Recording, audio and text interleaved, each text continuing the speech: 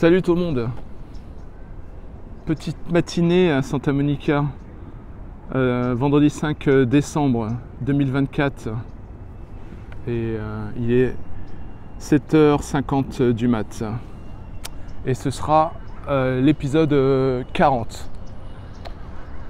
Alors, qu'est-ce que je vais bien raconter comme bêtise aujourd'hui? J'ai plein de sujets dans la tête, des trucs plus hallucinants les uns que les autres, et je suis heureux. Je suis heureux de finalement d'avoir traversé tous ces égarements dans ma vie et de commencer à sortir un petit peu du brouillard et de voir des alignements, des synchronicités, tout ce qu'on veut. Mais de voir que c'était pas si le bordel que ça, qu'en fait il y avait des choses d'ordre cosmique et que voilà, il semblerait qu'il y ait un ordre supérieur, un ordre cosmique ou un rythme, on l'appellera comme on veut, l'univers, le Tao, le Dao, ouais. Et voilà,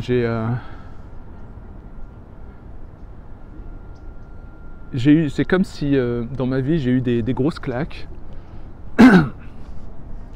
Et en fait, le but de la claque, c'est de la comprendre. Si tu la comprends pas, si tu sais, tu te ramasses des leçons dans la vie. Et si tu comprends pas la leçon, ou si tu fais pas le travail qui est demandé, tu revis la situation encore et encore et encore, tu vois. Donc si tu as l'habitude d'attirer les mauvaises personnes, un mauvais compagnon, une mauvaise compagne, ben, si tu fais pas ton travail, tu vas souffrir et tu vas revivre la même souffrance. C'est genre l'univers qui te rebalance la même claque, un peu plus fort à chaque fois quand même. Et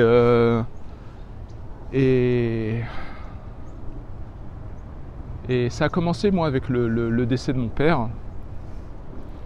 Et ça m'a détruit, mais j'avais rien compris en fait. J'ai reçu le message, c'est passé et mon ego, mon expérience, mes souffrances personnelles avaient toujours le dessus. Donc je reçois ce premier message que j'ai compris après. Et après, je me suis ramassé d'autres claques. Donc des difficultés relationnelles graves avec mon ancienne compagne. Après un divorce, après des horreurs. Et à chaque fois, je me suis dit, tiens, c'est intéressant. Tant que tu survis les épreuves, tu deviens un peu plus fort et donc peut-être que tu commences à avoir une capacité de recul pour piger le message qui est caché. Il y a toujours un message, toujours. Et entre autres, le message universel de l'humilité, on va dire. Et le message le plus ancien, c'est mon rapport au père, où là, j'ai complètement rien pigé. Et que je comprends uniquement ces dernières années, ces 5-10 dernières années, c'est qu'en fait, il y a des choses mythiques, hallucinantes, qu'on pourrait croire symboliques uniquement, mais qui ont un vrai impact réel. Et j'étais lavé du cerveau, en souffrance, quand j'ai rejeté mon père. Et donc, personne ne va t'expliquer, oh malheureux, tu sais...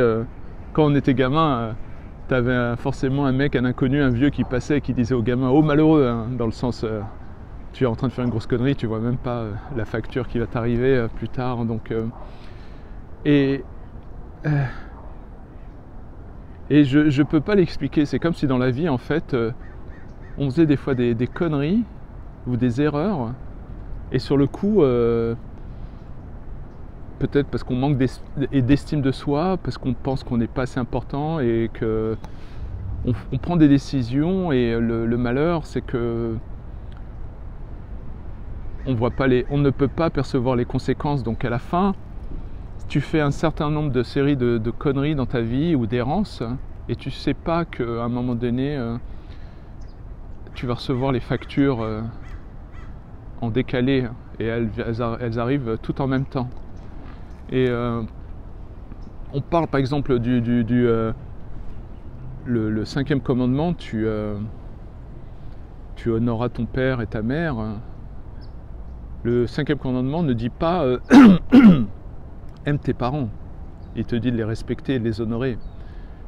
Et quand tu es gamin et qu'on t'explique rien, tu te rends pas compte. Par contre, si tu fais partie d'une tribu ou d'une communauté, tu peux avoir peut-être l'écho de quelque chose. Donc, quand j'ai rejeté mon père, j'ai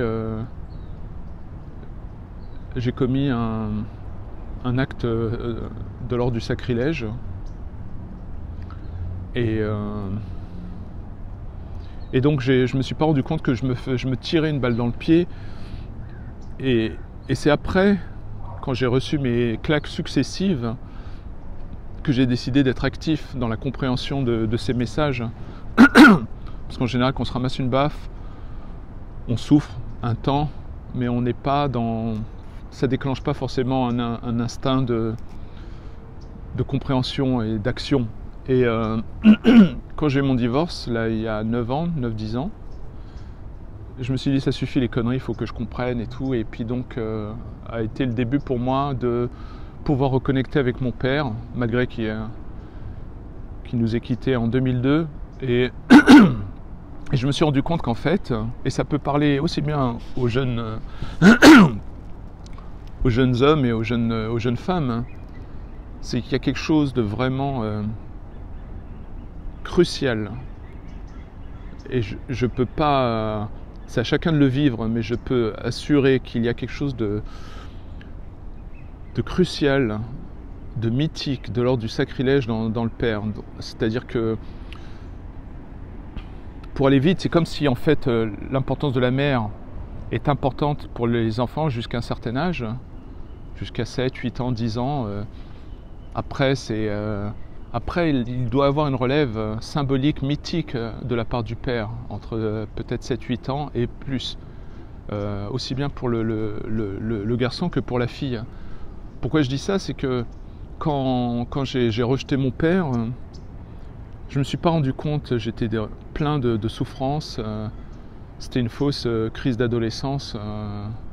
Et donc c'était plutôt moi qui réagissait au lavage de cerveau que je considère j'ai été victime. Je ne me suis pas rendu compte qu'en fait, même si tu as un père dysfonctionnel, tu ne peux pas le rejeter parce qu'il apporte quelque chose de l'ordre du symbole. Donc qu'on ait qu'on a un problème avec un de ses parents et qu'on le rejette, c'est presque une expression de notre ego en fait. C'est-à-dire que on ramène ces personnes mythiques, le père ou la mère, on les ramène sur terre en disant regarde, et on se laisse porter par ses souffrances ou ses égoïsmes. Et ce qui s'est passé avec mon père, c'est que en le rejetant, je n'ai pas réalisé que derrière mon père, il y avait tout un spectre de choses énormes. C'est comme si par exemple, tu as un trésor, il est fermé par un petit cadenas, et tu n'arrives pas à ouvrir le cadenas, et c'est un tout petit cadenas de merde, tu vois, tu n'arrives pas à l'ouvrir, et tu dis, ah, ça me saoule, et tu jettes le trésor à la mer, hein, parce que tu n'arrives pas à ouvrir le petit cadenas. Et c'est ce qui passait avec mon père, c'est que quand j'ai rejeté mon père, j'ai fait une grave erreur, et personne ne me l'a dit.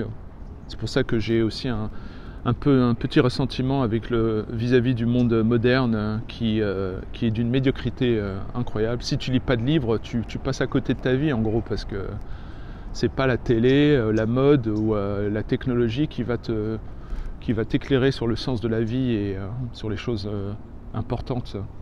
Et quand j'ai rejeté mon père, je ne me suis pas rendu compte que je m'étais tiré 2 balles dans le pied, parce que en rejetant mon père, je ne me suis pas rendu compte que je rejetais des choses cruciales pour moi, c'est-à-dire l'amour du père, le rapport au nom de la famille, le nom de famille qui porte beaucoup mon rapport au masculin, mon développement.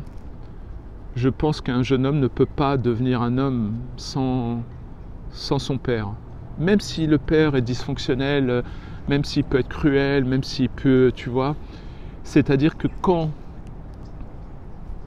on pense de manière légitime rejeter son père, et j'ai du mal à pouvoir faire le parallèle avec la mère, je crois qu'il y a quelque chose de différent.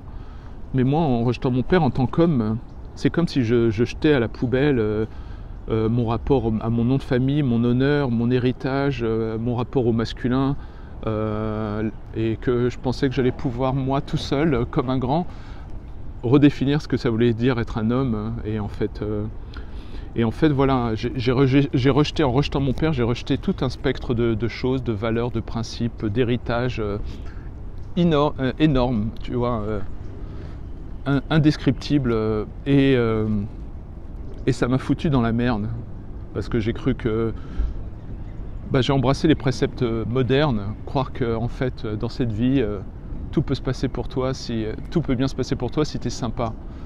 Et c'est le plus grand défourvoiement, c'est la plus grande connerie. Je pense que pour un homme aujourd'hui, surtout dans un monde aujourd'hui où les distractions sont infinies, où les risques de fourvoiement sont permanents, un homme, ça doit être un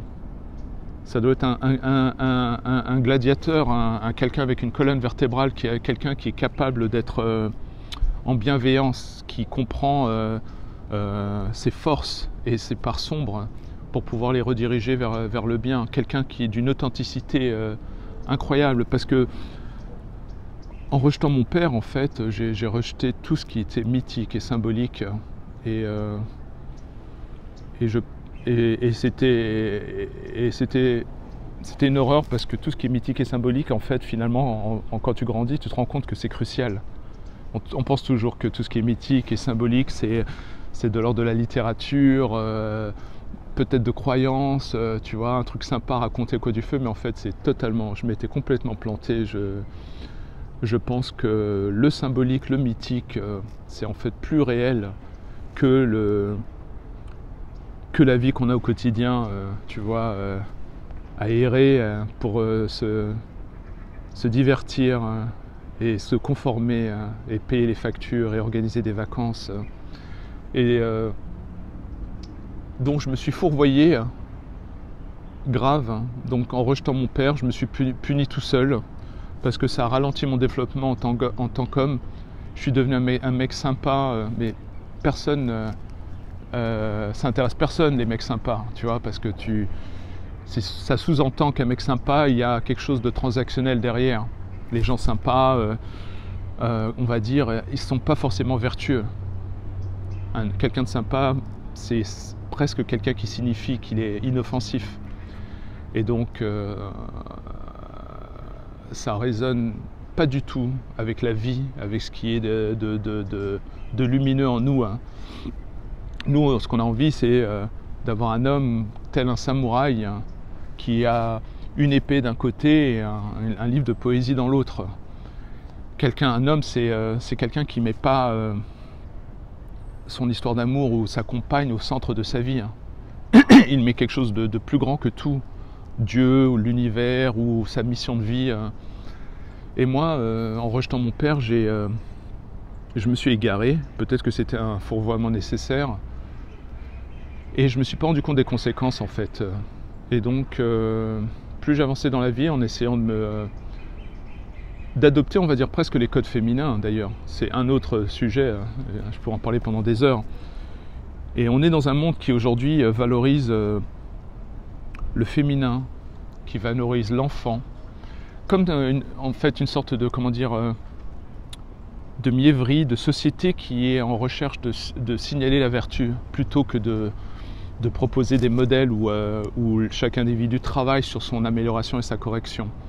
Et c'est une des raisons pourquoi aujourd'hui, politiquement et philosophiquement, je suis de moins en moins à gauche, en tout cas pas la gauche d'aujourd'hui. Et donc voilà, donc pour un jeune homme et une jeune femme, les conséquences sont catastrophiques de rejeter le père. C'est pour ça que je fais ce message aussi à tous les jeunes. Si vous avez un père qui est là, qui est toujours vivant, je ne peux que vous dire de faire un maximum pour pouvoir connecter, reconnecter, respecter et tirer tout ce que vous pouvez tirer de de l'amour du père et de son symbole. Naturellement, je ne parle pas de situations extrêmes ou critiques où le père est un criminel et alcoolique. Et même avec des pères dysfonctionnels, je pense qu'il faut trouver un moyen de garder le lien. Parce que je pense que en rejetant le père, pour le jeune homme ou pour la jeune femme, il y a un risque de s'amputer de soi. Donc voilà, je pourrais en parler pendant des heures, j'ai pas envie de faire une vidéo super longue et lourde sur le sujet, mais je sais qu'aujourd'hui je vis avec le regret de m'être égaré, d'avoir manqué de respect à mon père, de l'avoir rejeté, parce que pour mon développement en tant qu'homme, en tant que père, ça m'a ralenti, ça a foutu la merde jusqu'à aujourd'hui. Et après un jour je pourrais en parler plus en détail sur aussi les jeunes filles, pourquoi le père est tellement important. C'est le premier amour d'une jeune fille et c'est aussi, comment dire, ça permet que la jeune fille puisse, à travers l'amour de son père, aussi de se familiariser avec le masculin, ce que c'est un homme, ce que ça recherche un homme, ce que ça doit faire, afin de pouvoir commencer à apprendre à naviguer le masculin auprès d'une jeune femme. Parce que ce qui se passe, c'est que dans ce monde moderne où on t'explique que l'ego individuel est roi, que tout est une forme d'abus, le simple fait d'exister face à un autre, ça peut être pris comme une agression, surtout avec le wokisme aujourd'hui. Tout ça, c'est une catastrophe parce que ça, finalement, pour moi, c'est une manifestation de narcissisme et d'égoïsme moderne qui empêche le développement et le travail et l'effort des individus, des jeunes femmes et des jeunes hommes. Et donc le danger, c'est qu'on n'arrête pas de marteler féminisme, jeunisme, machin. On dit aux individus, avant même qu'ils n'aient déployé leurs ailes ou fait aucun effort, on leur dit tu es important, tu es génial, l'avenir de l'humanité c'est la femme ou l'enfant. Et donc on crée des narcissismes artificiels qui créent des égos démesurés, donc qui vont créer des souffrances hallucinantes, puisque tu peux pas effacer les conséquences, tu vois. Il y a toujours une réaction. Et donc le rejet du père chez une jeune femme, c'est extrêmement, extrêmement dangereux. Je me demande si c'est pas plus dangereux que le rejet du père de la part du garçon. Parce que chez une jeune femme, il y a un désir de connecter, d'amour avec le père, et en le rejetant, il y a un risque, un très grand risque qu'elle puisse s'égarer toute sa vie à chercher l'amour du père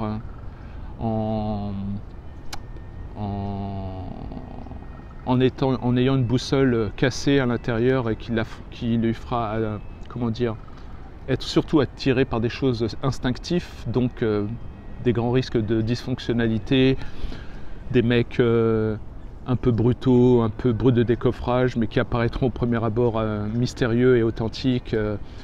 Il y a des délires dans tous les sens, ou bien d'avoir une grande attraction pour les hommes faibles et qui finalement deviennent des enfants dans la relation. Ce qui est le pire pour une femme, c'est de se retrouver la mère de son compagnon.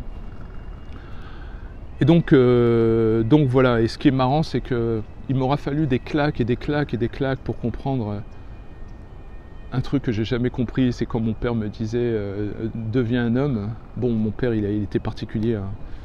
Il disait ce qu'il fallait faire, mais il n'expliquait rien. Donc, et moi, avec du haut de mon ego moderne, je me disais mais c'est des conneries, on est tous pareils, c'est cool. Et je me suis vautré sur toute la ligne.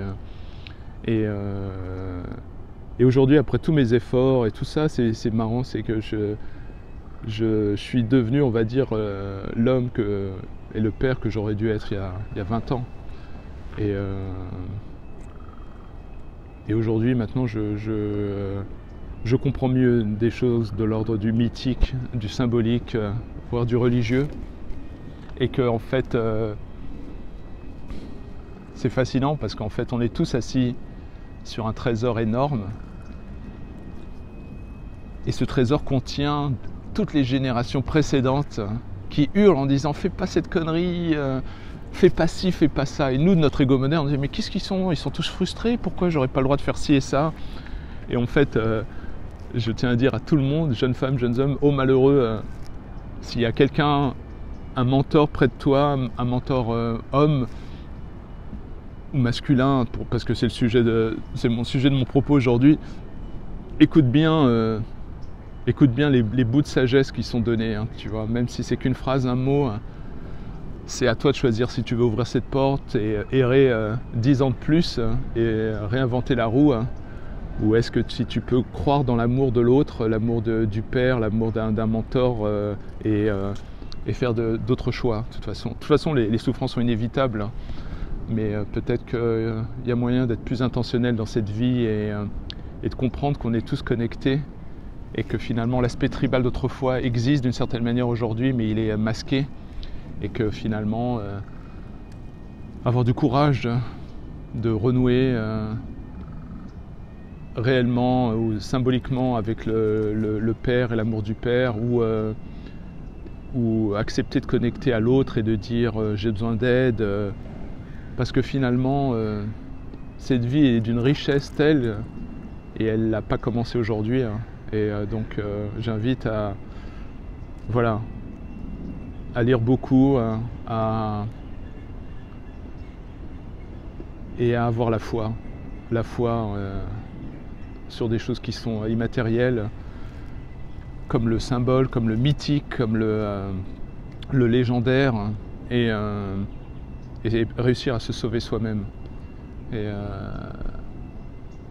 Et parfois j'ai l'impression que dans nos vies, on est des fois dans des rescue missions, hein, où tu sais, dans les films d'action où il faut sauver un mec, et tout le monde s'organise et ils partent. Et je pense en tout cas pour moi, il y a des moments dans ma vie où j'ai eu l'impression que c'était moi qui devais créer la mission de salut et que je devais l'initier pour aller me sauver moi-même.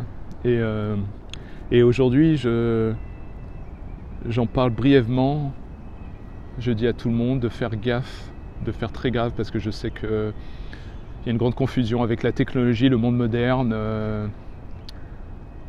qui nous fait croire que c'est simple, il suffit d'être sympa, et donc que peut-être que notre père était dysfonctionnel ou machin, et je ne suis pas en train de dire tiens, il faut aller sauver son père et renouer de force. Je parle surtout de l'aspect mystique, symbolique, de tenter des choses, peut-être de pardonner s'il y a eu des choses, et je sais qu'au-delà des aspects dysfonctionnels de mon père, il y avait une zone où j'aurais pu avoir un dialogue avec lui, une connexion avec lui. Et à part certains cas ultra extrêmes, je pense qu'il faut tenter le coup, hein. Et moi, en gros, en rejetant mon père, je crois que j'ai fait l'une des plus grandes erreurs de ma vie, hein, et c'est comme si j'avais jeté le bébé avec l'eau du bain. Et ça fait mal parce qu'à la fin tu te retrouves en errance. Et je pense que beaucoup d'entre nous on est en errance, mais on ne le sait pas. On développe des mécanismes de protection et de camouflage qui nous font croire qu'on est intentionnel, alors qu'on est en errance. Et pourquoi pas l'errance? Peut-être que l'errance est nécessaire parfois, mais des fois il y a une forme de gâchis parce qu'on peut tellement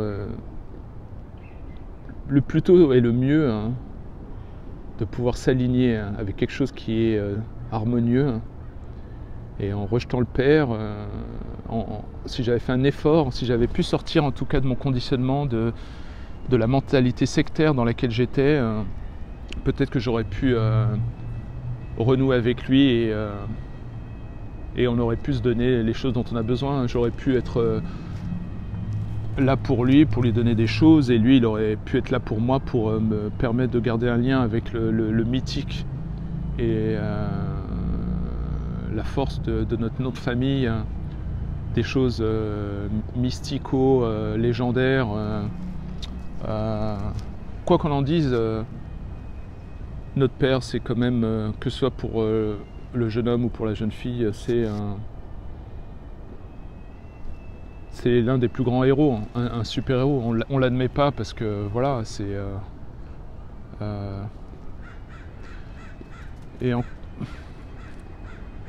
encore une fois, je crois que délibérément je généralise parce que je pense que chaque vie est différente. Je ne suis pas en train de donner une recette et que tout le monde applique. Il y a certainement des pères qui sont toujours en errance ou ultra dysfonctionnels, voire criminels. Et donc peut-être que... Mais même ces gens-là sont... Comment dire ? Même si dans les cas extrêmes, je recommande tout de même d'honorer le père. Ça ne veut pas dire aller le voir et prendre des breakfasts cool et inviter pour Noël. Si on a un père qui est un criminel, qui a fait des choses, qui a été en prison, en tout cas, hein, il y a un aspect dangereux, tu vois, ça c'est ultra extrême, genre, je sais pas, je ne m'y connais pas bien, peut-être un ultra alcoolique, mais même ces gens-là, je pense qu'il faut trouver un moyen de séparer la relation terrienne et des autres caractéristiques. Ça me fait penser à... Là je vais me taper la honte, ça me fait penser à un épisode de Goldorak quand j'étais gamin. C'est qu'en fait, il y a cet épisode qui m'avait marqué. J'aimais bien regarder Goldorak, mais c'était pour moi moins bien qu'Albator. C'était plutôt du sensationnel, action, machin. Mais il y a eu un épisode qui m'a touché. C'est les origines de Goldorak. Et donc, en fait, tu as les... mince, j'ai oublié les méchants, leurs noms, avec... Putain, je deviens sénile ou quoi. Bref, il y avait les extraterrestres méchants qui envahissent les planètes et tout. Et il y a le souvenir d'Actarus sur sa planète. Et sa planète est en train de se faire envahir, défoncée par les extraterrestres. Et lui, il est désespéré, c'est le prince de Fort. Et il ne sait pas quoi faire. Et en fait, on découvre qu'en fait, à l'époque, le Goldorak, c'était la machine de guerre absolue, qui était là pour conclure la destruction de son peuple. Donc c'était genre, en gros, Goldorak, c'était les méchants. Et Actarus vole de Goldorak et le retourne contre les envahisseurs. Et en fait, j'ai trouvé ça génial, parce qu'en fait, ce qui aurait dû être une arme de destruction, d'horreur et de mal, il en fait une arme entre guillemets de bien et la retourne. Et c'est pour ça que je pense que ça me fait penser au rapport complexe qu'on peut avoir avec des amis ou des membres de la famille, et que j'invite les jeunes hommes et les jeunes filles à comprendre que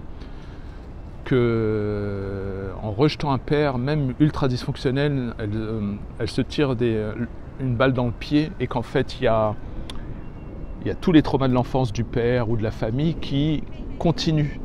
Et donc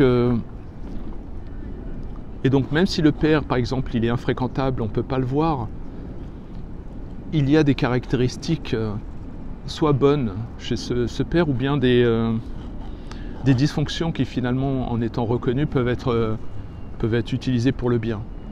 Et donc je dis pas, voilà. Et donc finalement, en rejetant mon père, c'est comme si j'avais décalé mon développement de 20 ans pour être l'homme que je suis aujourd'hui, la force, la colonne vertébrale que j'ai aujourd'hui, que j'ai dû déployer et découvrir en déchiffrant des souvenirs de l'enfance avec mon père, et en faisant un travail actif sur ma vie aujourd'hui. Et donc voilà, le message que j'ai, c'est de comprendre la différence entre l'amour et la présence d'une mère, et l'amour et la présence d'un père. Et je pense que passé 10-11 ans, peut-être, c'est pas précis, chacun le voit comme il veut, c'est l'amour du père qui doit prendre la relève d'un point de vue mystique, symbolique, et voilà. Donc c'est fascinant en fait. Fascinant. Donc voilà, c'était ma palabre d'aujourd'hui. Et donc je continue mes explorations dans cette vie, et j'hallucine.